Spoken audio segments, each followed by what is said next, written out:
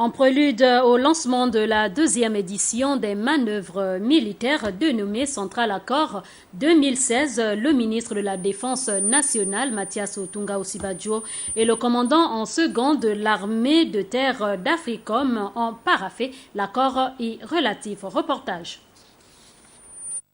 Les manœuvres militaires dénommées Central Accord 2016, qui englobent les armées d'Afrique, des États-Unis et des éléments de l'OTAN, auront bel et bien lieu au Gabon dans leur deuxième édition. Et pour mettre en œuvre cette volonté, le commandant en second de l'armée de terre d'Africom était au cabinet du ministre de la Défense nationale pour la signature d'un accord irrelatif.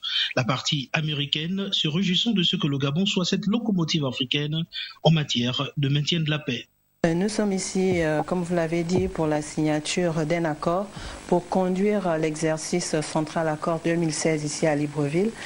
Cet exercice englobe plusieurs participants, des participants d'Afrique, des États-Unis, des pays de l'OTAN et aussi la composante terre, la composante air et la composante des Marines du commandement militaire américain pour l'Afrique. Quant à la nature de l'exercice, le général Kenneth Moore, qui avait à ses côtés Madame Catherine Broker, la chargée d'affaires de l'ambassade des USA, indique les contours. Nous avons trouvé que les militaires gabonais étaient très professionnels.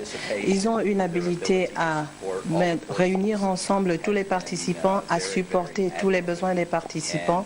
Et nous travaillons pour continuer dans le futur cet effort commun à travailler avec les Gabonais sur les sites un peu difficiles, mais sur lesquels les Gabonais évoluent avec beaucoup d'aisance.